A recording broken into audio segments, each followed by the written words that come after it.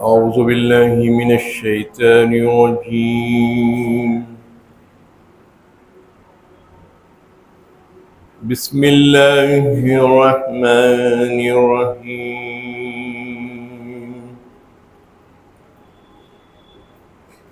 أتل ما أوحي إليك من الكتاب وأقم الصلاة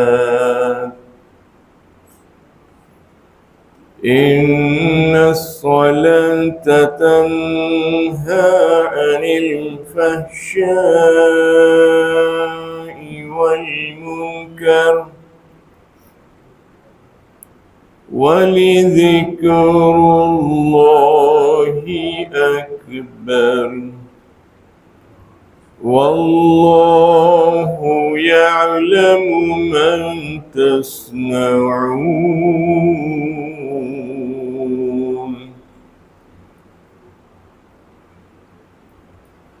ولن تجادلوا أهل الكتاب إلا بالتي هي أحسن إلا الذين ظلموا منهم وقولوا آمنا بالذي أنزل إلينا وأنزل إليكم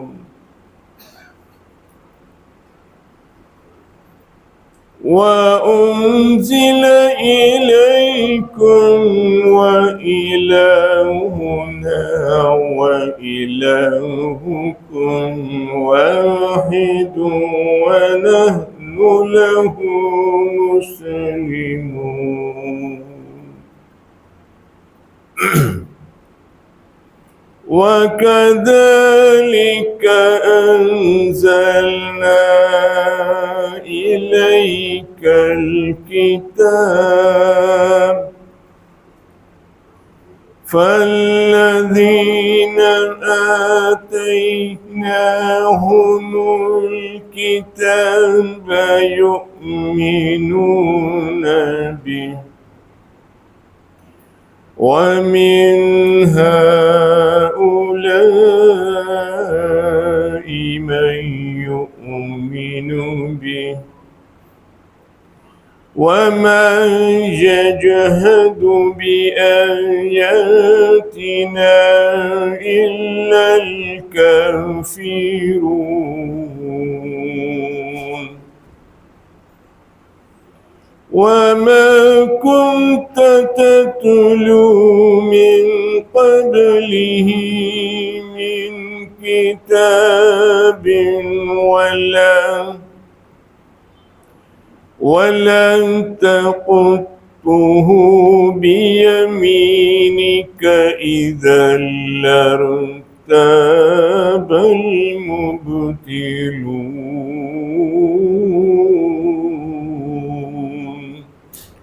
صدق الله العظيم.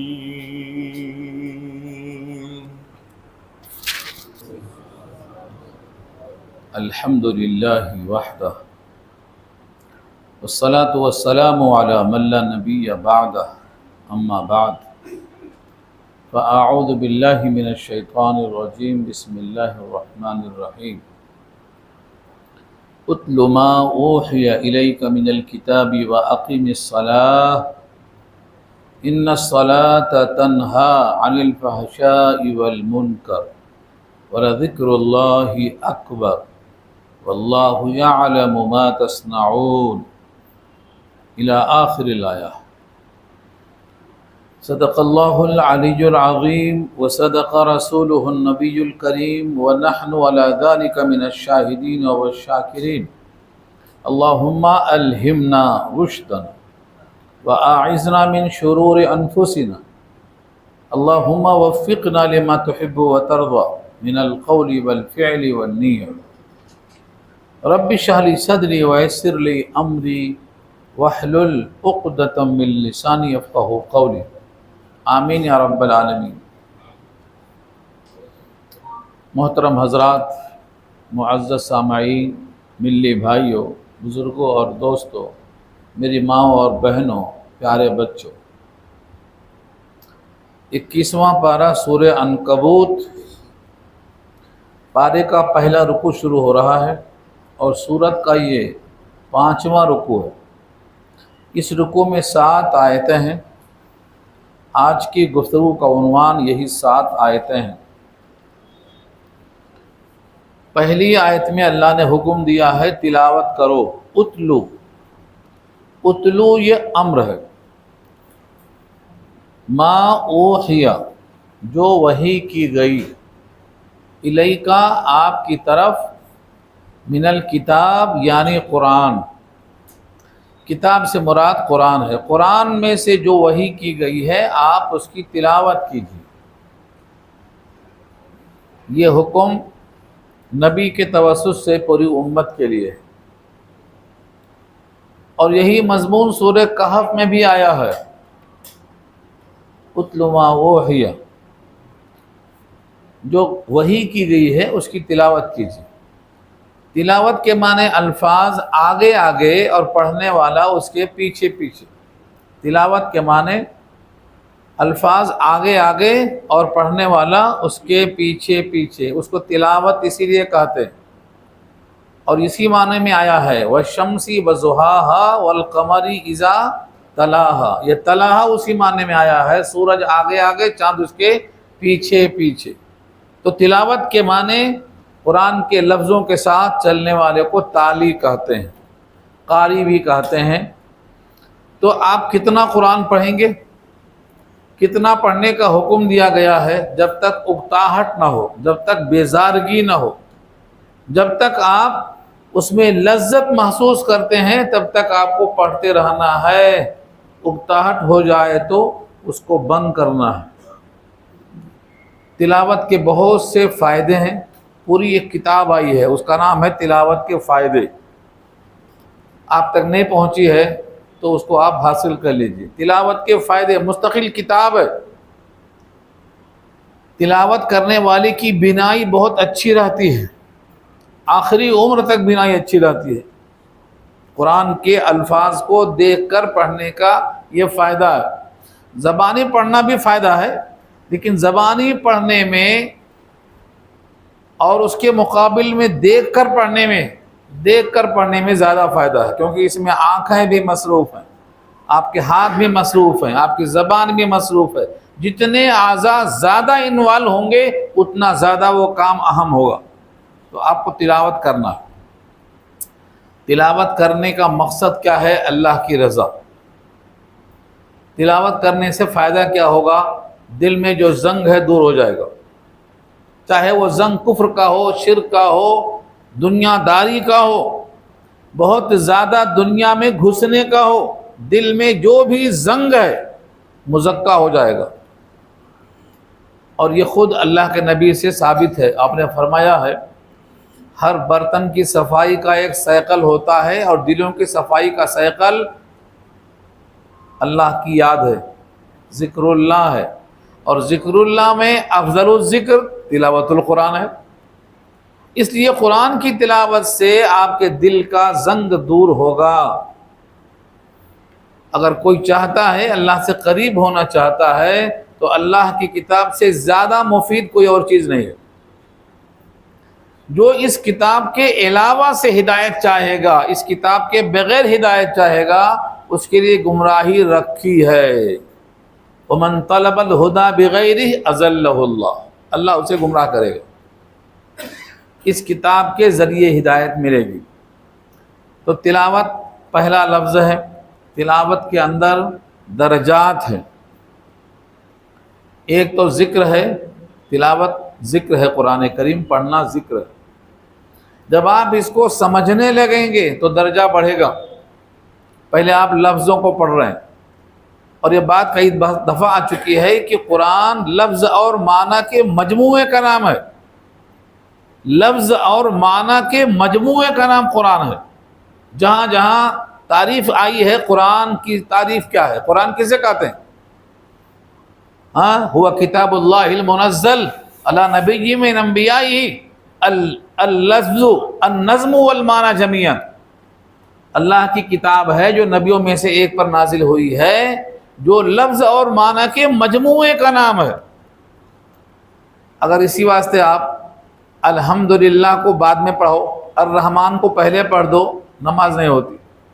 الفاظ پورے ہیں، نماز نہیں ہوتی، کیونکہ ترتیب بدلنے سے معنی بدل گیا۔ پہلے حمد کرنا ہے، پھر ثنا کرنا ہے، پھر بزرگی بیان کرنا ہے، ہم نے اس کو الٹا کر دیا، نماز نہیں ہوتی۔ تو لفظ اور معنی دونوں، تو جب آپ قرآن پڑھتے ہیں اور سمجھنے لگتے ہیں تو ایک سیڑھی چڑھ گئے آپ، اور جب قرآن کریم کو پڑھنے کے ساتھ سمجھنے کے بعد اس پر عمل کرنے لگتے ہیں آپ تو ایک سیڑھی اور بڑھ گئے، اور جب اس کو لوگوں تک پہنچانا شروع کرتے ہیں تو ایک سیڑھی اور بڑھ گیا۔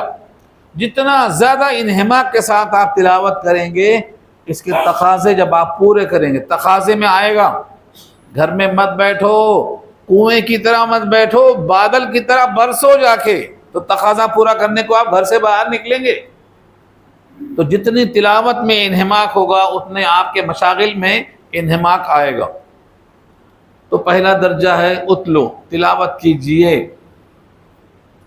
تلاوت تو اللہ کے نبی اتنی کرتے تھے کہ پاؤں میں ورم آ جاتا تھا کھڑے کھڑے،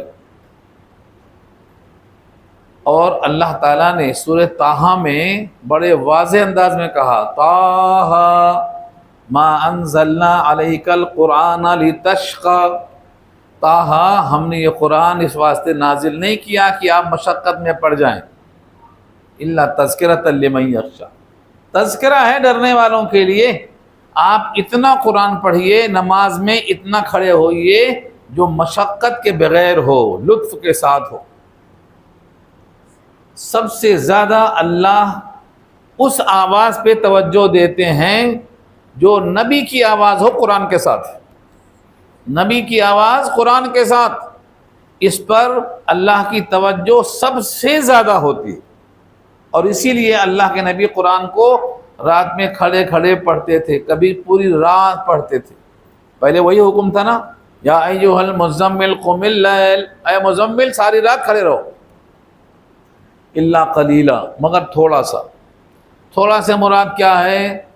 آدھی رات سے تھوڑا کم، اب انقص منہ قلیلا او زد علیہ، رات آدھی سے تھوڑا کم، نصفہ آدھی، یا اس سے کم یا اس سے زیادہ۔ اب سوچ کے دیکھو، آپ آدھی آدھی رات کھڑا ہونا اللہ کے سامنے قرآن کے ذریعے، یہ اسی وقت ہے جب مزہ آئے، بیزارگی آئے تو نہیں، گھڑی دیکھتے رہتے کب ختم تراویح کب بھاگیں۔ اگر 5 منٹ 10 منٹ بڑھ گیا تو بیزارگی آتی، آج کیا گڑبڑ کی ہے آج نہیں معلوم۔ ہاں، یہ بیزارگی میں نماز میں مزہ نہیں آتا۔ حضور کی خواہش کیا تھی؟ آپ فرماتے تھے، جعلت قرۃ عینی فی الصلاۃ، میری آنکھوں کی ٹھنڈک نماز میں ہے، تو بیزارگی وہاں کہاں ہے؟ تو تلاوت جب خاص طور سے نماز میں ہوگی اور لذت کے ساتھ ہوگی تو آپ کو پاؤں میں درد محسوس نہیں ہوگا۔ جب تک ہم قرآن سناتے رہے تب تک ہمیں پاؤں میں درد نہیں ہوا، اور جب سننے لگے پیچھے کھڑے ہو کے تو درد شروع ہو گیا، یعنی بیزارگی آنے شروع ہو گئی، دل چاہتا جلدی ختم ہو جائے۔ لیکن جب خود سناتے تھے تو پاؤں کا درد کبھی دماغ میں آیا ہی نہیں، کیونکہ دماغ پڑھنے میں ہے، سنانے میں ہے۔ قرآن کریم کو جتنا مزہ لے کر آپ پڑھیں گے، دنیا کی کسی چیز میں اتنا لذت نہیں ملے گی، دنیا کی کسی چیز میں اتنی لذت آپ کو نہیں ملے گی۔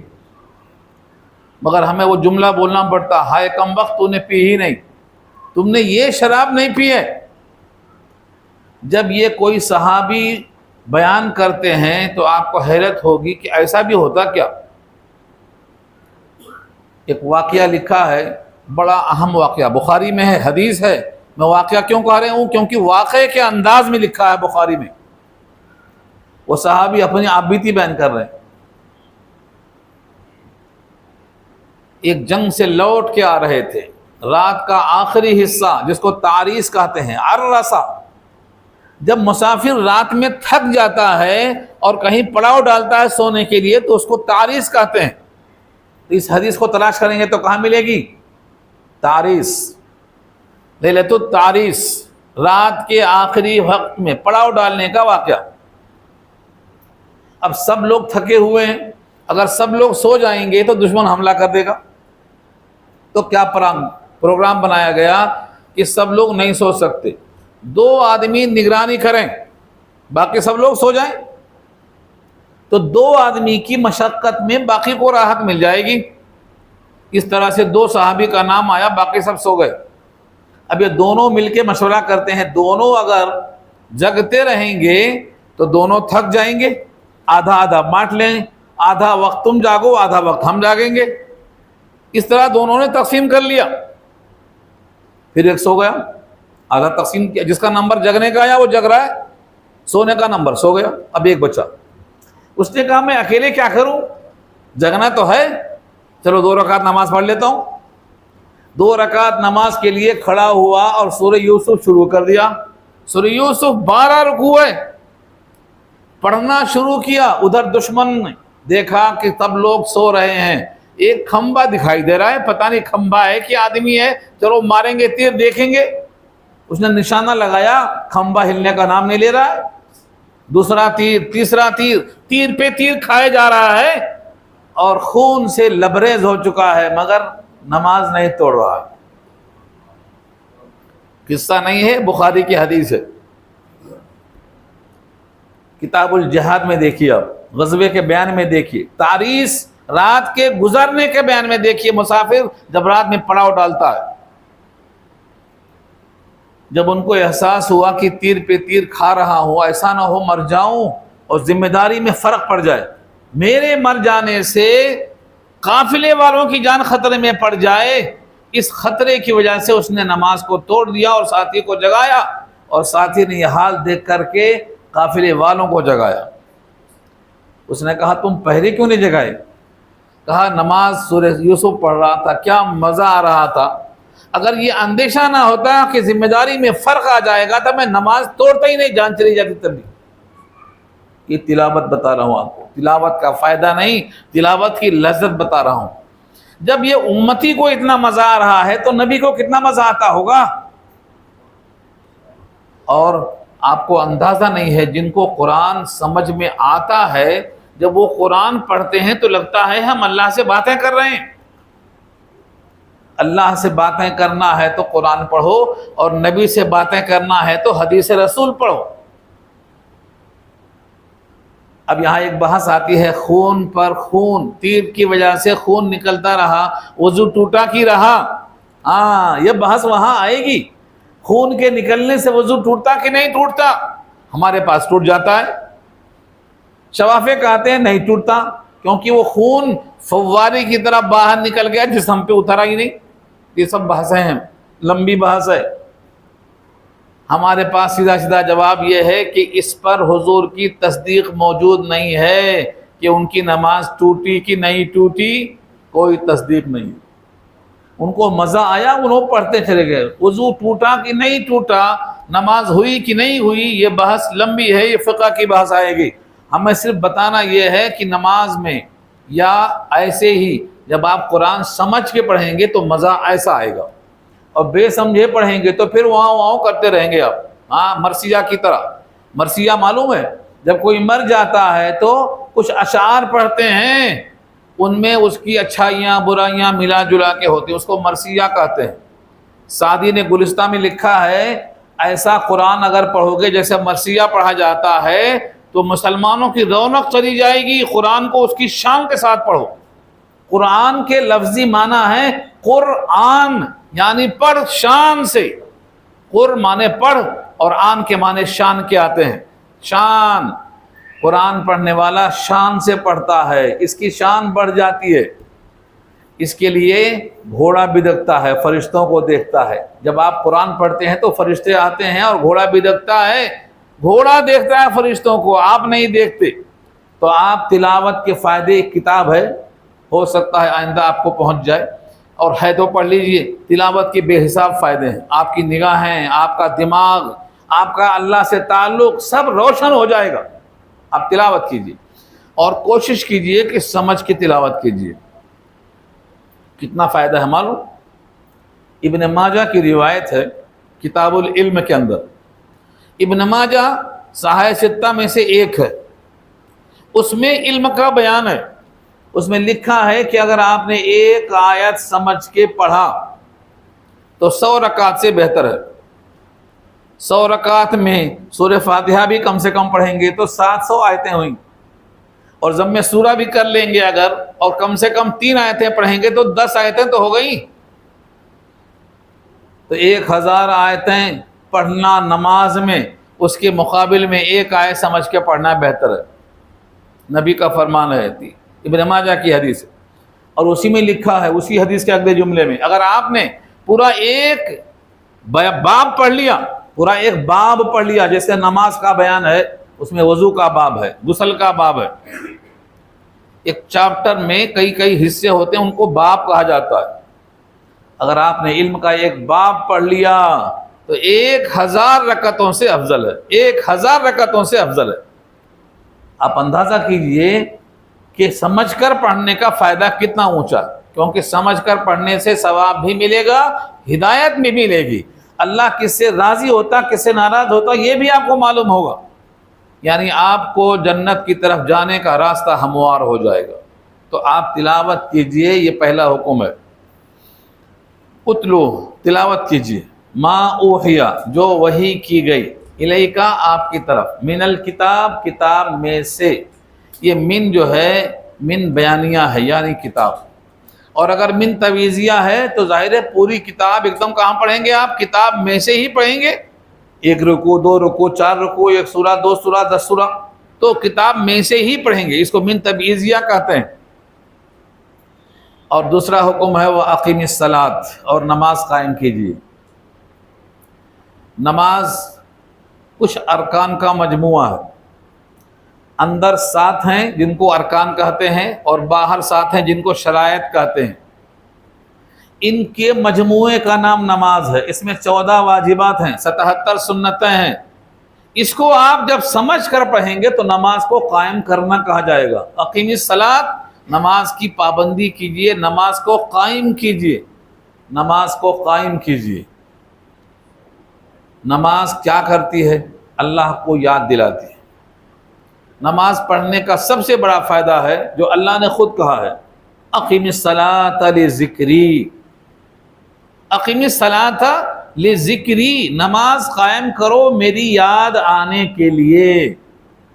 جب بندہ نماز پڑھتا ہے تو اللہ کی یاد خود بخود آتی ہے. سب سے اعلیٰ درجہ ہے اللہ کو یاد کرنے کا کہ نماز میں کھڑے ہو جاؤ، اللہ کی یاد آ جائے گی. نماز میں جتنے ارکان ہیں، نماز کے جتنے اجزاء ہیں کہہ لیجئے، ان میں سب سے اہم اجزاء قرآن کی تلاوت ہے. اسی لیے نماز کو قائم کرنے سے پہلے تلاوت کا ذکر کر دیا کہ اس تلاوت کی بنا پر نماز سب سے اعلیٰ عبادت ہو گئی. بلکہ آپ کو شاید یاد ہوگا، قرآن کی تلاوت جہاں جہاں ہوگی یا قرآن کا اثر جہاں جہاں ہوگا، وہ عمل سب سے زیادہ اونچا عبادت بن جائے گا، خود بخود بن جائے گا. دیکھو نماز سب سے بڑی عبادت کیوں ہے؟ اس میں قرآن کی تلاوت ہے. سب سے بہترین انسان وہ ہے جو قرآن سیکھتا اور سکھاتا ہے. یہ بہترین کیسے ہو گیا؟ قرآن کی وجہ سے. خیرکم من تعلم القرآن وعلمہ، جو قرآن سیکھتا اور سکھاتا ہے تم میں سب سے بہتر ہے وہ. تو انسان بہتر ہو گیا قرآن کی وجہ سے. سب سے بہترین رات وہ ہے جس کو ہم شب قدر کہتے ہیں، کیونکہ اس میں قرآن نازل ہوا. جس مہینے میں آیا وہ مہینہ افضل، جس رات میں آیا وہ رات افضل، اور جس جگہ پہ آیا بیت اللہ کائنات میں سب سے افضل. تو قرآن کریم کا اثر جہاں جہاں ہوگا، قرآن کا فیض وہاں وہاں پہنچے گا. نماز کو سب سے عمدہ کیوں کہا؟ وَأَقِمِ الصَّلَاةَ، نماز کو قائم کرو. اور اس میں نماز میں کیا ہوتا؟ تلاوت ہوتی ہے. اس تلاوت کا فائدہ کیا ہے؟ ان الصلاۃ تنہا عن الفحشاء والمنکر، بے شک نماز روکتی ہے بے حیائی سے اور منکرات سے. اس آیت پر تو اتنی لمبی بحث ہے مگر میں محدود ہوں اپنے ٹائم کے اندر، رکوع بھی پورا ہونا اور 1 گھنٹے کے اندر ہونا، اس لیے میں صرف ہیڈنگ سنا سکتا ہوں، پوری تفصیل تو لا نہیں سکتا۔ یہاں یہ نماز روکتی ہے، نماز روکتی ہے۔ نماز کا کون سا حصہ ہے جو روکتا ہے؟ پہلا سوال تو یہ ہے، قیام روکتا ہے کہ رکوع روکتا ہے کہ سجدہ روکتا ہے؟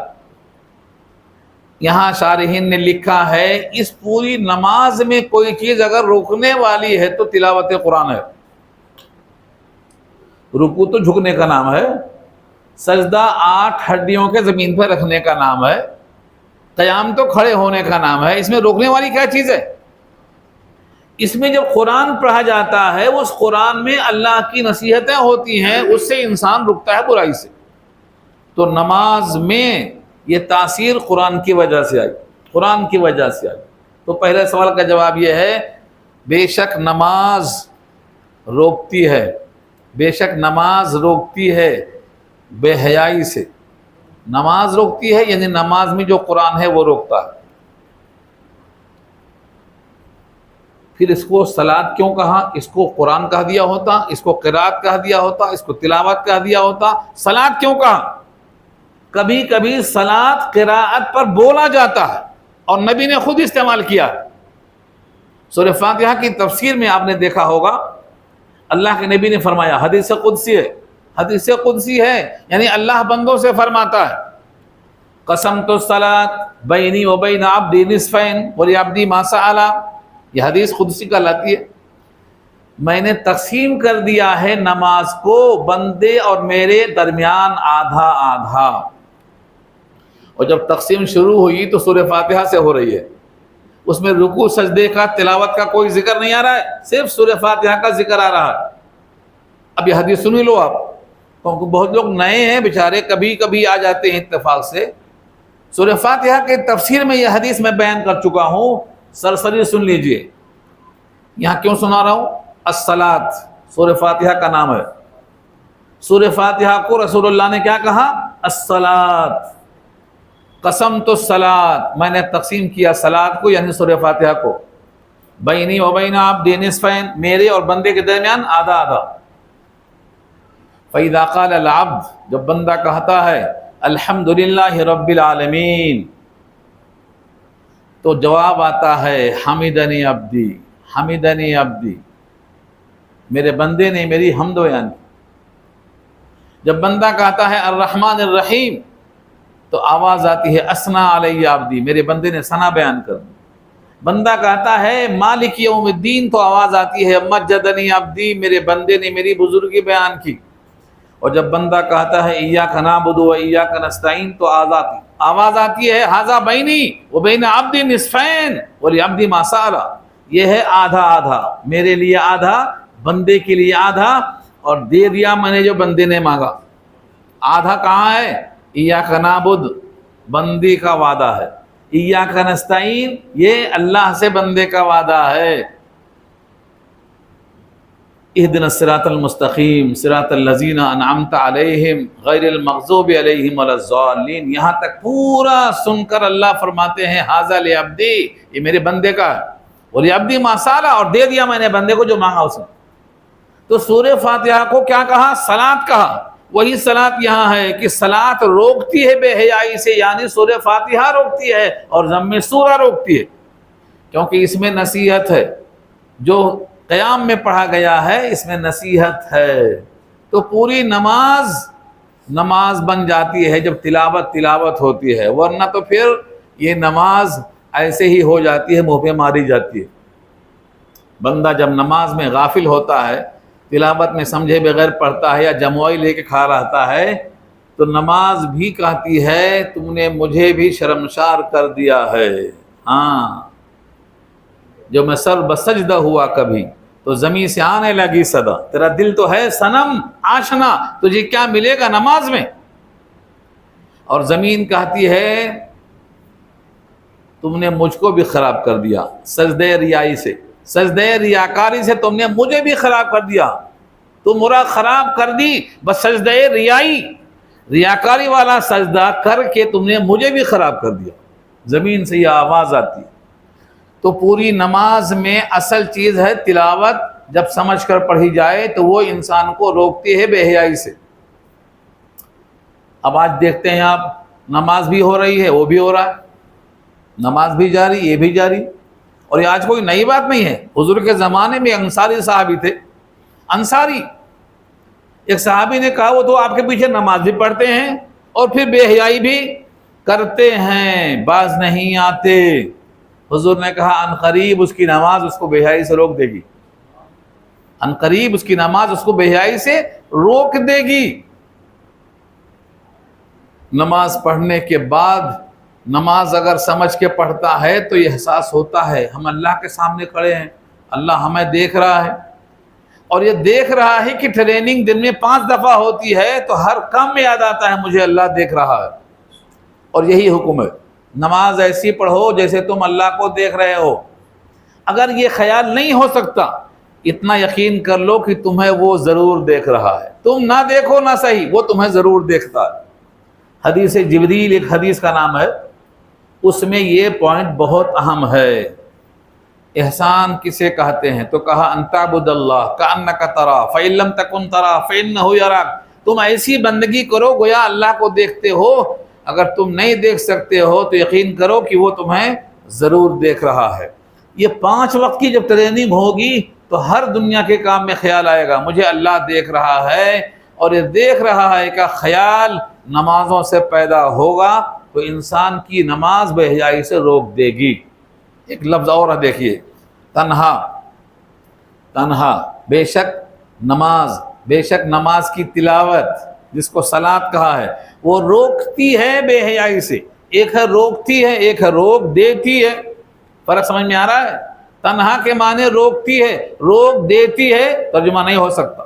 تنہا منع کرتی ہے، بچہ گھر سے نکلتا اماں منع کرتی ہے، مانتا ہے چلا جاتا، مدرسے سے بچہ نکل جاتا مول صاحب روکتے ہیں چلا جاتا۔ تو منع کرنا، منع کر دینا تنہا کا لفظ ہے، تنہا۔ بے شک نماز روکتی ہے، روک دیتی ہے یہ ترجمہ صحیح نہیں، روکتی ہے۔ کبھی کبھی دونوں جاری ہوتا ہے۔ اس پر ایک حدیث سورہ ہود میں آ چکے ہیں، وہ سن لیجیے آپ۔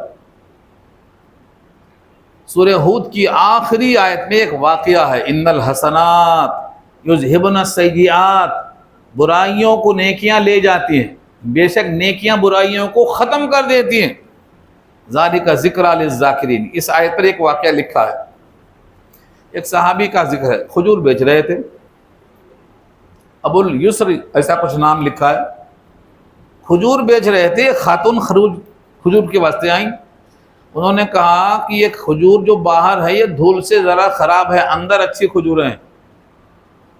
وہ خاتون اندر چلی گئیں اچھی کھجور کی چکر میں، یہ سیدھا پیچھے پہنچ گئے اور جا کے ان کو بوسہ لے لیا۔ بوسہ لینے کے بعد ان کو احساس ہوا کہ میں نے غلطی کی، بھاگ کے حضور کے پاس آئے، کہا مجھ سے غلطی ہو گئی۔ حضور نے منہ پھیر لیا، دائیں طرف بائیں طرف 3 طرف آئے، 3 طرف منہ پھیر لیا آپ نے۔ نماز اذان ہوئی، کھڑے ہو کے نماز پڑھ لی گئی۔ پھر وہ کھڑے ہوئے، کہا مجھے پاک کر دیجئے، مجھ سے یہ غلطی ہو گئی۔ حضور نے کہا تم نے ابھی میرے ساتھ نماز نہیں پڑھی؟ کہا نماز پڑھی آپ کے ساتھ۔ کہا اس نماز نے اس گناہ کو دھل دیا، مگر وہ نماز سمجھ کے پڑھتے تھے، یاد رکھو۔ ہاں، قرآن کے الفاظ بھی اور جو دعائیں 5 ہیں نا، میں بولتا ہوں مدرسے والوں کو آپ کچھ بھی مت پڑھاؤ، یہ 5 دعائیں ترجمے سے یاد کرا دو تاکہ نماز صحیح ہو جائے بچوں کی۔ 5 دعائیں اگر آپ سمجھ کے پڑھ جائیں تو نماز توبہ بن جائے گی آپ کی، 5۔ تو وہ صحابی خوشی سے کہتے ہیں یا رسول اللہ یہ صرف میرے لیے ہے؟ فرمایا ساری امت کے لیے، ساری امت کے لیے۔ اس کے بعد یہ آیت نازل ہوئی، ان الحسنات یذہبن السیئات، بے شک نیکیاں برائیوں کو دفع کر دیتی ہیں۔ پھر آپ نے فرمایا صحابی سے اگر تمہارے گھر کے سامنے نہر ہو اور تم 5 دفعہ نہاؤ گے تو میل باقی رہے گا جسم پر؟ صحابی نے کہا نہیں رہے گا۔ کہا یہ 5 نمازوں کا حال ہے۔ جب بندہ 5 وقت نمازیں پڑھتا ہے اور اللہ تعالیٰ کے سامنے جیسے نماز پڑھنا چاہیے سمجھ کے پڑھتا ہے شعوری نماز، تو اس کے جسم پر کوئی گناہ باقی نہیں رہتا۔ جیسے پتجھڑ کے موسم میں شاخیں ہلاؤ تو پورے پتے گر جاتے، جب یہ روتا ہے اللہ کے سامنے تو سارے گناہ جھڑ جاتے۔ یہ نماز کا فائدہ ہے۔ تو یہاں وہی کہا ان الصلاۃ تنہا، بے شک نماز روکتی ہے، عن الفحشاء، فحش کی جمع فحشا بے حیائی، والمنکر جس پر شریعت نے نکیر کیا ہو ناشائستہ کام کو، ایسے تمام ناشائستہ کاموں سے نماز روکتی ہے۔ روک دیتی ہے نہیں، روکتی ہے۔ اس کے بعد فرمایا وَلَذِكْرُ اللَّهِ اکبر، اور اللہ کی یاد جو نماز میں قرآن کی شکل میں ہوتی ہے نا وہ بھی اکبر ہے۔ اللہ بھی اکبر ہے، اور نماز کے علاوہ نماز میں بھی اللہ کی یاد بھی اکبر ہے۔ جب بندہ اللہ کو یاد کرتا ہے تو اللہ فرماتے ہیں میں بھی اس بندے کو یاد کرتا ہوں۔ من ذکرنی فی نفسی ذکرتہ فی نفسی، جو مجھے دل میں یاد کرتا ہے میں اسے دل میں یاد کرتا ہوں، اور جو مجھے کسی محفل میں یاد کرتا ہے میں اس کا چرچا محفل میں کرتا ہوں، اس سے بہتر محفل میں کرتا ہوں۔ یعنی فرشتوں کی محفل میں تم فرش پہ کرتے ہو، میں عرش پہ کرتا ہوں۔ ابو عثمان نہدی کہتے ہیں میرا ذکر مجھ سے بہتر ہے کہ اس محفل میں ہے، میں تو اس محفل میں ہوں اور میرا ذکر اس محفل میں ہے۔ تو ذکر اللہ اکبر کا مطلب اللہ کا ذکر بہت بڑی چیز ہے۔ جب تم اللہ کا ذکر کرتے ہو تو اللہ تمہارا ذکر کرتا ہے۔ یہ کتنا بڑا اعزاز ہے۔ دنیا کے کوئی بادشاہ آپ کو یاد نہیں کرتے، دنیا کا کوئی حاکم آپ کو یاد نہیں کرتا، لیکن تمام بادشاہوں کا بادشاہ تمہیں یاد کرتا ہے محض اس لیے کہ تم بھی اسے یاد کر رہے ہو۔ یہ کتنا بڑا انعام ہے۔ اور ذکر اللہ اکبر، اللہ کا ذکر بہت چیز ہے۔ کتنا ذکر کرنا ہے؟ فرمایا تم اتنا ذکر کرو کہ تم کو لوگ دیوانہ کہیں، دیوانہ مجنوں کہیں۔ اللہ کی یاد میں تم اتنا یاد کرو اللہ کو کہ تم کو لوگ دیوانہ کہیں۔ اس کا فائدہ سیدھا یہ ہے، ایک حدیث سنایا تھا پھر تازہ کر لو۔ ایک صحابی آئے، کہا اسلام کا قانون بہت بڑا ہے، مجھے یاد نہیں ہوتا، ایک نسخہ بتاؤ میں عمل کر لوں جنت میں چلا جاؤں، بس ایک نسخہ بتاؤ، میرا حافظہ بہت زیادہ نہیں ہے، دیہاتی ہے۔ ایک مسئلہ اللہ کے نبی نے کہا ٹھیک ہے ایک ہی مسئلہ بتاتا ہوں، لا یزاد لسانک رطبا من ذکر اللہ، تیری زبان ہمیشہ اللہ کے ذکر میں تر بتر رہے، بس کافی ہے، کافی ہے تیرے واسطے، جنت تک تجھے لے جائے گی۔ اگر آپ کا ذکر اتنا زیادہ ہو جائے تو آپ کو جنت سے کوئی روک نہیں سکتا، کوئی روک نہیں سکتا، اور اتنا زیادہ یاد کرنے والا بے نمازی نہیں ہو سکتا، اتنا زیادہ اللہ کو یاد کرنے والا غافل نہیں ہو سکتا۔ اس لیے فرمایا ورا ذکر اللہ اکبر، واللہ یعلم ما تصنعون، یہ سوال کا جواب ہے۔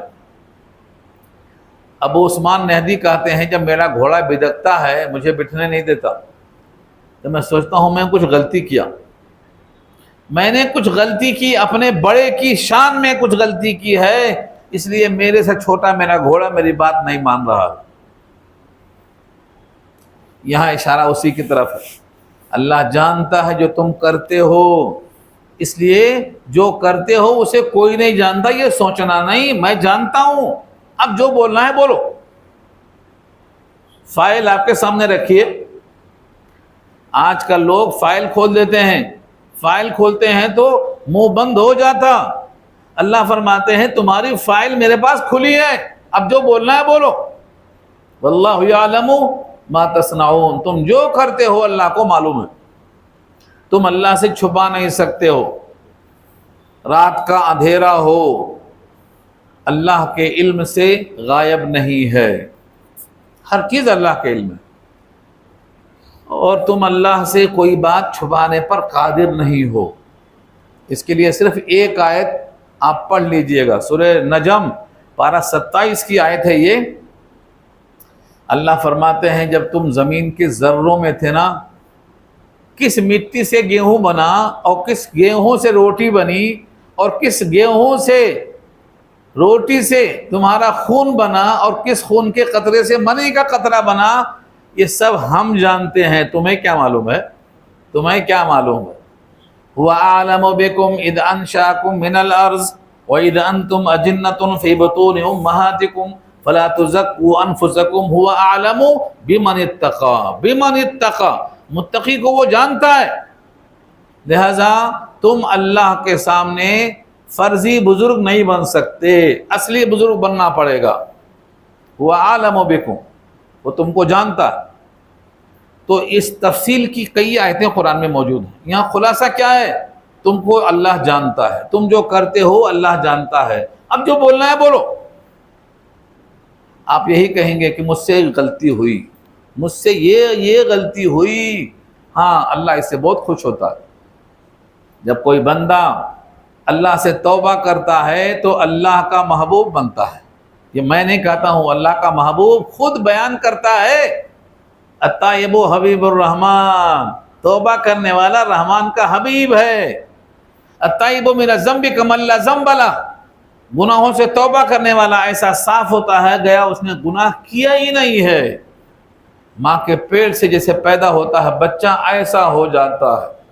اس لیے اللہ چاہتے ہیں میں سب جانتا ہوں، اب تیرے واسطے ایک ہی راستہ ہے کہ غلطی پر نادم ہو جا۔ واللہ یعلم ما تصنعون۔ اس کے بعد کی آیت میں مجادلے سے روکا گیا ہے۔ مجادلہ مانے بحث کرنا، بیکار کی بحث لوگ کرتے ہیں، دیکھو حجت الکھیکھڑی جس کو بولتے ہیں، بیکار کی بحث نہیں کرنا ہے، عمل پہ کوشش کرنا ہے۔ یہاں اللہ نے منع کیا ہے، دیکھو لفظوں کو دیکھو، وَلَا تُجَادِلُوا أَهْلَ الْكِتَابِ، اور مت مجادلہ کرو اہل کتاب سے۔ اس سے مراد اہل کتاب سے یہودی ہیں، تورات والے، کیونکہ نبی کے زمانے میں تورات والے ہی زیادہ ایکٹیو تھے، تیار تھے، بقیہ مشرکین تو کتاب سے واقف نہیں تھے۔ اور رہا سوال انجیل کا، زبور کا، وہ بہت پیچھے تھی، ان کا تذکرہ نہیں تھا وہاں پر۔ تو اہل کتاب جہاں بھی آئے اس سے مراد عام طور سے تورات والے ہیں۔ یہودیوں سے مجادلہ مت کرو۔ مجادلے میں کیا عنوان تھا؟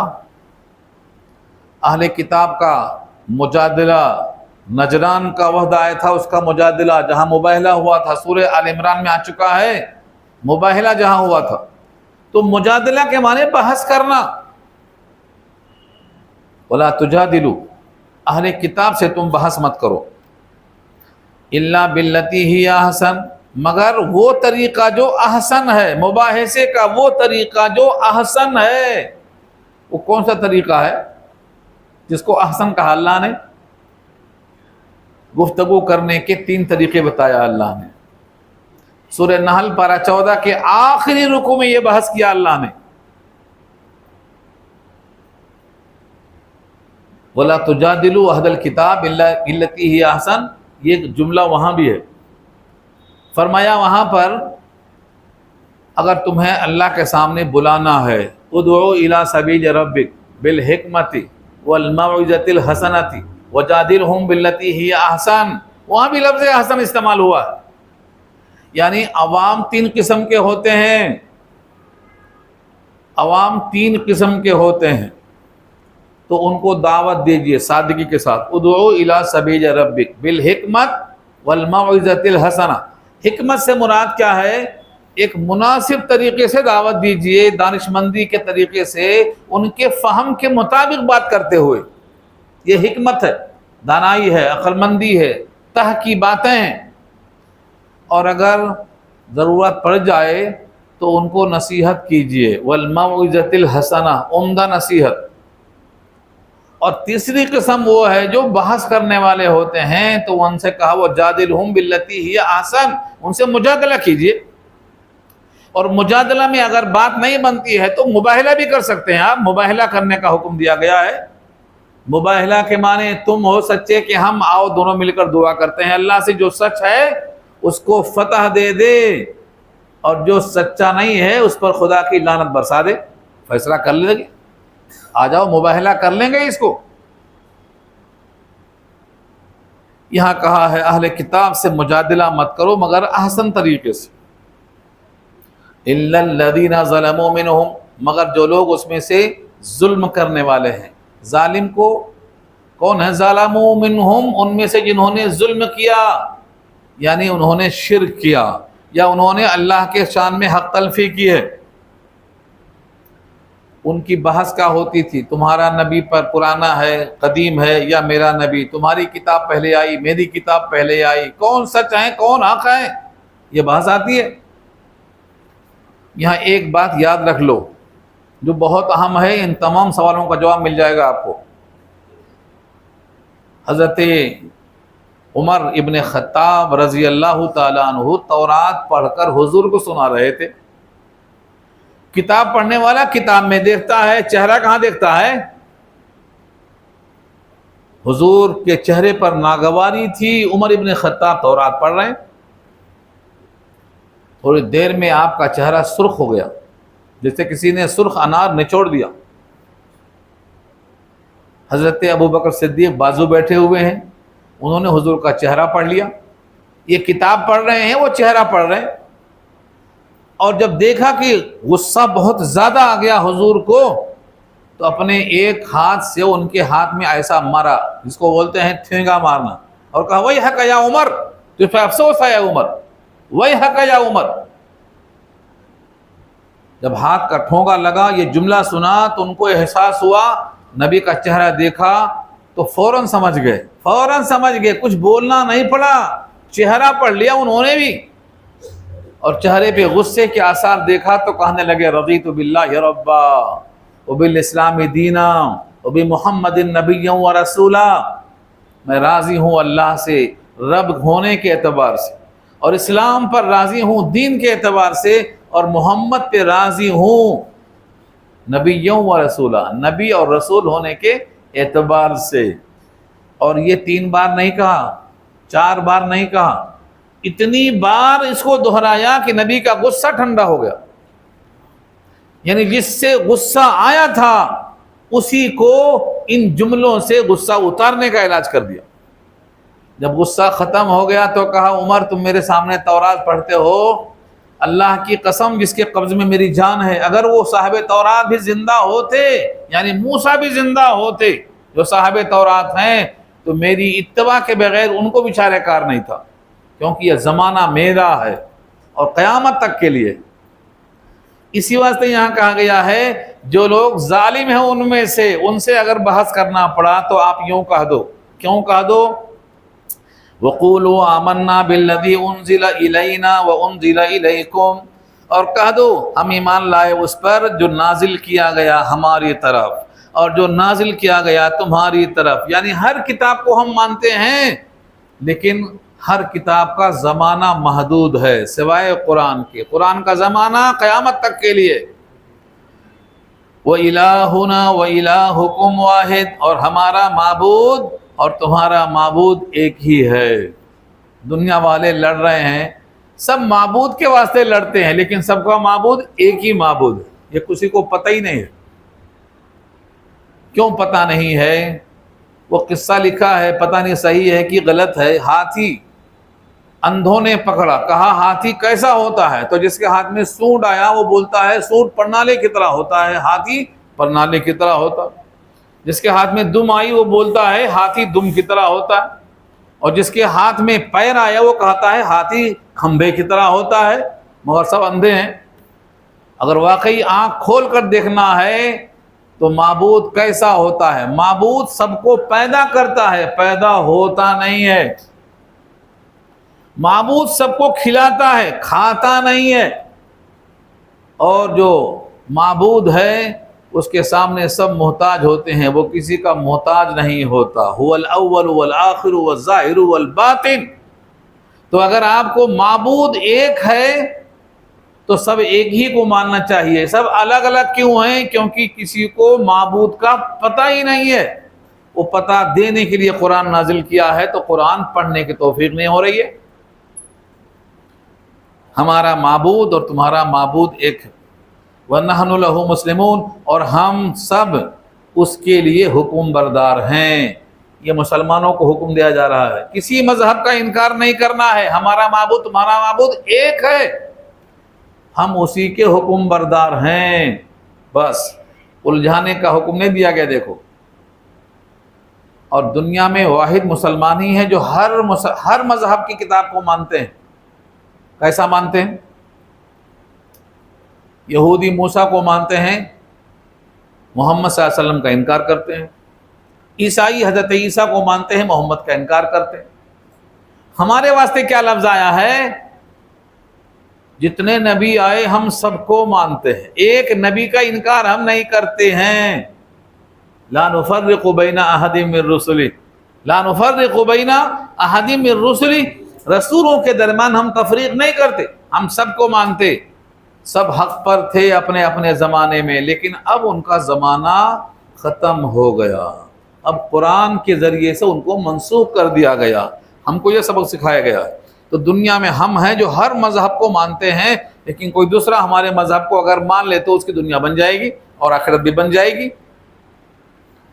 اس کے بعد ایک جملہ یہاں سے آ رہا ہے، وَكَذَلِكَ أَنزَلْنَا إِلَيْكَ الْكِتَابَ، یہ دوسری دلیل ہے۔ اور اسی طرح ہم نے آپ کے پاس، آپ کی طرف کتاب بھیجا ہے، وَالَّذِينَ آتَيْنَاهُمُ الْكِتَابَ يُؤْمِنُونَ بِهِ، بس جو لوگ ایسے ہیں کہ ہم نے ان کو کتاب دیا ہے وہ اس کتاب پر بھی ایمان لاتے ہیں۔ وَمِنْ هَؤُلَاءِ مَن يُؤْمِنُ بِهِ، اور اہل کتاب مشرکوں میں سے بھی کچھ لوگ اس کتاب پر ایمان لے آتے ہیں، جو منصف مزاج ہیں ایمان لے آتے ہیں۔ وَمَا يَجْحَدُ بِآيَاتِنَا إِلَّا الْكَافِرُونَ، اور انکار نہیں کرتے ہماری آیتوں کا مگر کافر لوگ، جو نافرمان لوگ ہیں وہی انکار کرتے ہیں۔ حالانکہ انکار کرنے کی کوئی وجہ نہیں ہے، ہاں ماننے کی وجہ موجود ہے۔ کیا ہے وہ؟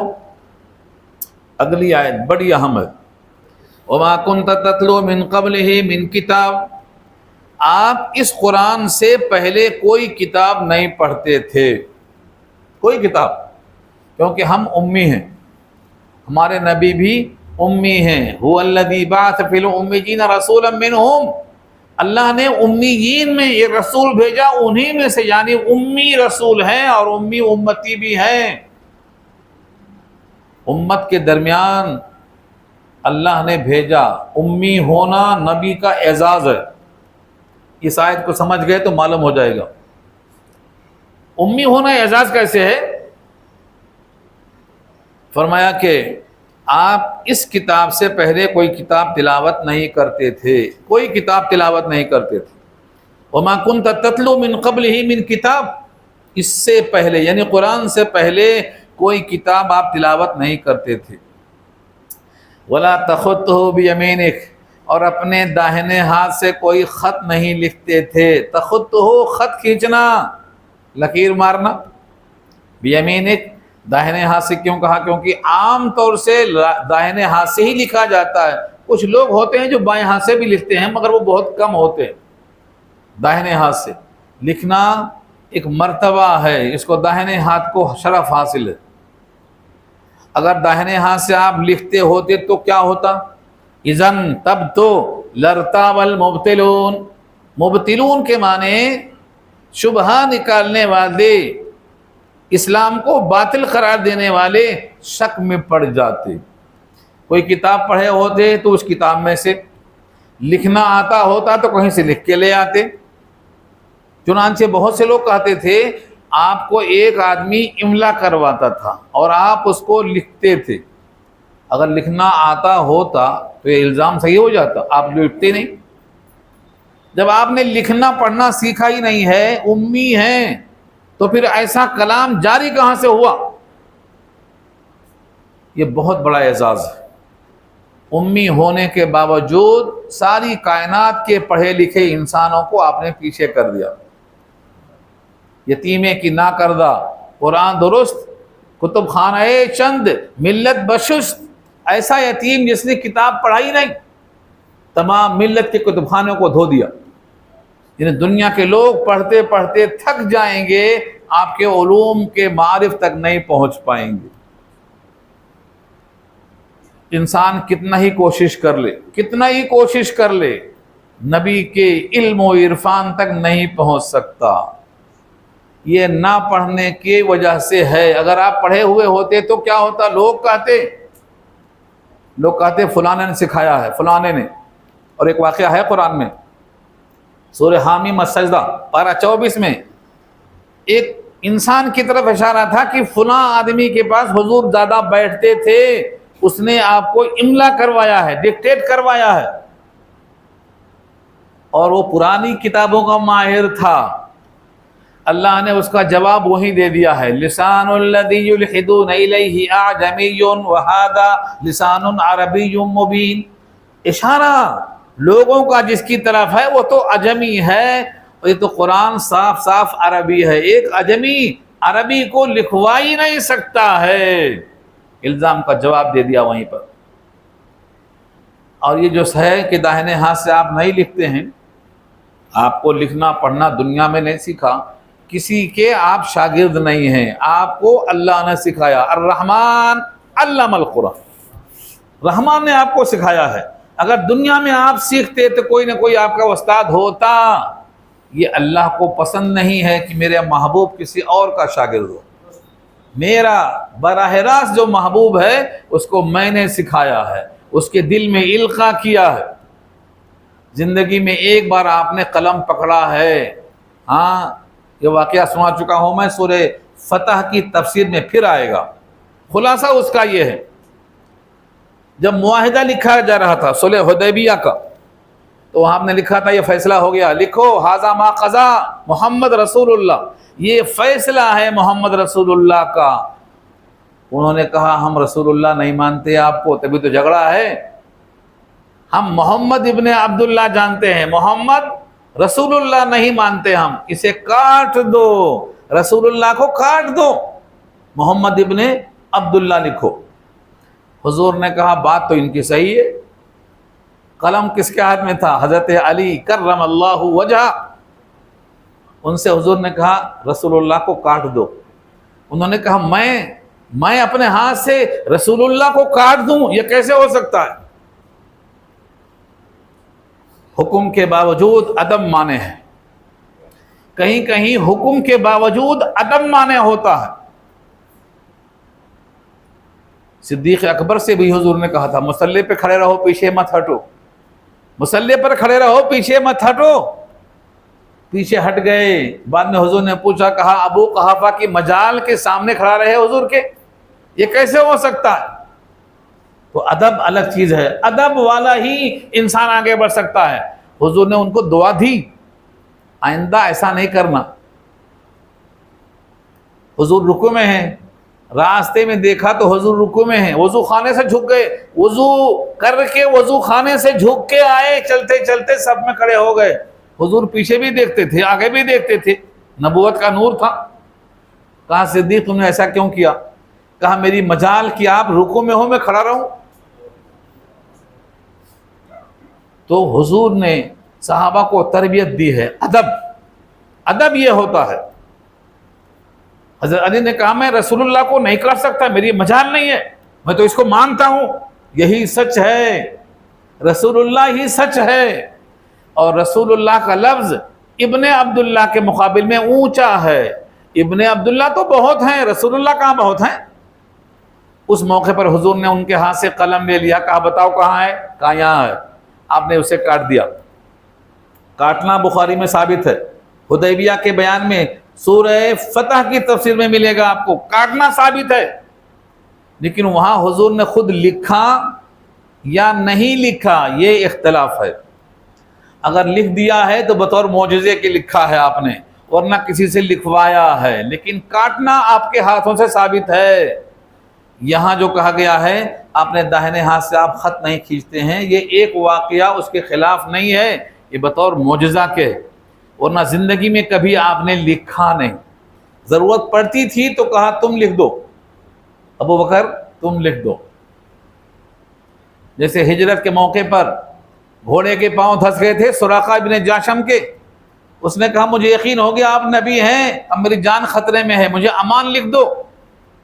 کہا صدیق اکبر تم اس کے لیے امان لکھ دو۔ تو لکھوا دیا آپ نے۔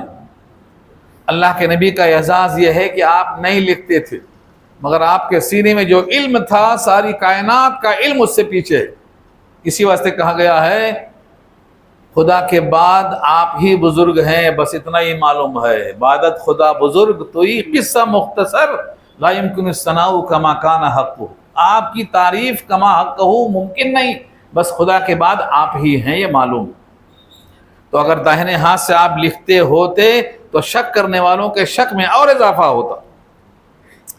بل ہوا آیات بینات، بلکہ وہ نشانیاں ہیں، بینات نشانیاں ہیں، آیات بینات، آیات قرآن کی آیتیں، اور بینات کے معنی نشانیاں، فی صدور الذین اوتوا العلم، ان لوگوں کے سینوں میں جن کو علم دیا گیا ہے، یہ اہل کتاب مراد ہے۔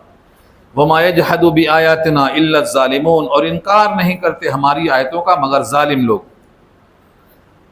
وقالوا لولا انزل علیہ آیات من ربہ، آیات من ربہ، اور انہوں نے کہا کیوں نہیں اتاری گئی ان پر کوئی آیت ان کے رب کی طرف سے، نشانیاں نازل کیوں نہیں ہوئیں؟ جیسے پہاڑ سے اونٹنی آئی تھی سمود کے لیے، ہمارے واسطے نشانیاں کیوں نہیں آتی؟ اللہ تعالیٰ نے واضح کر دیا ہے، نشانیاں مطلوبہ معجزے اگر ظاہر کر دیے گئے اور پھر بھی نہیں مانیں گے تو جینے کا حق ختم ہو جائے گا، ایک وجہ۔ اور دوسری وجہ یہ ہے جس کے پاس قرآن جیسا معجزہ موجود ہو وہ اس کو ناکافی سمجھ رہا ہے، اس سے بڑا معجزہ کائنات میں کہیں نہیں ہے، پھر کیا ڈھونڈ رہا ہے؟ کون سا معجزہ مانگ رہا ہے؟ دنیا کے ہر معجزے ساتھ چلے گئے، قرآن ہمیں دے کر گئے، یہ سب سے بڑا معجزہ ہے۔ اگلی دو آیتیں یہی آ رہی ہیں، دیکھو، قل انما الآیات عند اللہ، کہہ دو اس کے سوا کچھ نہیں، نشانیاں اللہ کے پاس ہیں، وانما انا نذیر مبین، اور میں ہوں کھول کھول کر بیان کرنے والا۔ نشانیاں لانا نہیں لانا یہ کام میرا نہیں ہے، اللہ کا کام ہے، یعنی معجزات دکھانا میرا کام نہیں ہے، میرا کام پیغام پہنچانا ہے۔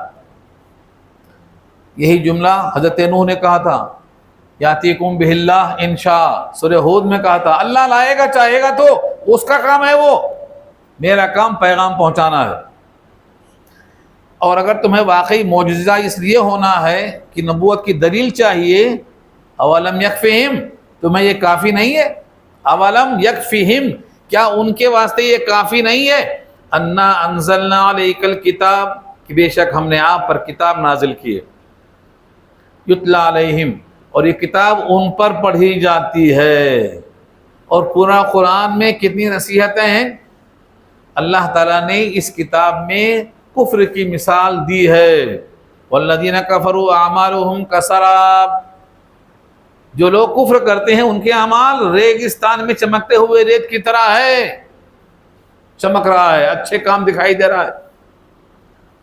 پانی سے کتنا کہے پانی میرے منہ میں آ جا، پانی آنے والا نہیں ہے۔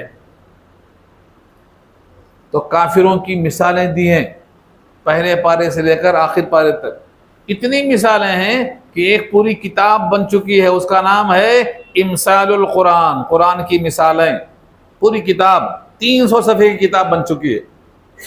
تو کیا ان کے واسطے یہ کافی نہیں ہے کہ ہم نے آپ پر ایک کتاب اتاری ہے، وہ کتاب ان پر پڑھی جاتی ہے؟ ان فی ذلک لرحمہ، بے شک یہ کتاب ہے نہیں، سراپا رحمت ہے، کتاب نہیں رحمت ہے، کیونکہ یہ ذریعہ رحمت ہے۔ رحمت کی جگہ جنت ہے، اور جنت جانے کا راستہ اس کتاب سے ملتا ہے۔ ان ھذا القرآن یہدی للتی ہی اقوم، سیدھا راستہ بتاتی ہے۔ تو یہ کتاب سیدھا رحمت ہے، کیونکہ ذریعہ رحمت ہے۔ رحمت کی جگہ جنت ہے، اور لعنت کی جگہ جہنم ہے۔ دونوں میں جھگڑا ہوگا، جنت اور جہنم کا جھگڑا سنا ہے کبھی؟ بخاری پڑھ لینا، باب صفت الجنہ وانہا مخلوقۃ، باب صفت النار وانہا مخلوقۃ، جنت جہنم دونوں کا جھگڑا ہوا۔ جہنم کہتی ہے میرے پاس بڑے بڑے وکیل ہوں گے، ہاں بڑے بڑے لائر، کوئی کیس جیت ہی نہیں سکتا۔ جہنم کے اندر بڑے بڑے وکیل ہوں گے، بڑے بڑے لائر ہوں گے۔ جنت کہتی ہے میرے پاس وہ بندہ ہوگا جس کے دل میں خدا کی عظمت ہوگی، اس پر خدا کی رحمت ہوگی۔ مقام رحمت تو میں ہوں۔ لمبی بحث ہے، میں خلاصہ کر دیا آپ کو سمجھانے کے لیے۔ پڑھنا ہے تو بخاری پڑھ لو، پوری حدیث، دونوں میں جھگڑا ہوتا ہے۔ تو جنت میں رحمت ہوگی، اور رحمت کس پر ہوگی؟ جن کے دل میں اللہ کی عظمت ہوگی۔ ان فی ذلک لرحمہ، بے شک یہ قرآن سراپا رحمت ہے، کیونکہ یہ ذریعہ رحمت ہے، اور یوں بھی قرآن رحمت ہے۔ وَنُنَزِّلُ مِنَ الْقُرْآنِ مَا هُوَ شِفَاءٌ وَرَحْمَةٌ لِّلْمُؤْمِنِينَ، ایمان والوں کے واسطے شفا بھی ہے، رحمت بھی ہے۔ رحمت کیسے ہے؟ جتنی بیماریاں دل میں ہیں سب کا علاج قرآن ہے، مگر ہم یقین کے ساتھ، سمجھ کے ساتھ پڑھتے نہیں۔ وہ ذکرہ اور نصیحت بھی ہے لقوم یؤمنون، ایسی قوم کے واسطے جو یقین کرتی ہوں۔ یقین شرط ہے، لا الہ الا اللہ پڑھ لیا، یقین نہیں ہے فائدہ نہیں ہوگا۔ یقین کی شرط رکھا، من قال لا الہ الا اللہ موقنا بہ دخل الجنہ، جس نے کہا لا الہ الا اللہ یقین کے ساتھ تو داخل ہوگا جنت میں۔ یقین کے ساتھ نہیں کہا تو داخل ہوگا جنت میں گارنٹی نہیں ہے، کیونکہ سارے منافقین کلمہ پڑھتے تھے۔ موقنن کی شرط ہے، من قال آخر کلامہ لا الہ الا اللہ دخل الجنہ، جس کے زبان سے آخری قول لا الہ الا اللہ نکلے گا وہ داخل ہوگا جنت میں۔ اور مرتے وقت کلمہ نصیب ہونے کو کیا شرط ہے؟ زندگی بھر کلمہ پڑھتے رہو تو آخری دن بھی کلمہ زبان پہ گزرے گا، ورنہ میر کی تمنا رہ جاتی۔ میر نے کیا کہا؟ کچھ رہے یا نہ رہے پر یہ تمنا ہے امیر آخری وقت سلامت میرا ایمان رہے۔ تو آخری وقت سلامتی کے لیے آپ کو لا الہ الا اللہ کا کثرت سے ورد کرنا ہے۔ جددوا ایمانکم بقول لا الہ الا اللہ، اپنے ایمان کی تجدید کرو، تجدید کرو، روز اس کو نیا بناتے جاؤ۔ کیسے ہوگا؟ لا الہ الا اللہ کا ورد کرتے جاؤ۔ تو یہ رکوع بہت اہم ہے، تلاوت کرو، اللہ کا ذکر کرو، نماز کو قائم کرو، اور مباحثہ کرنا ہے تو احسن طریقے سے کرو۔ اللہ کی آیتیں سراپا رحمت ہیں، ان کو رحمت سمجھ کر استعمال کرو۔ دعا کر لیجیے۔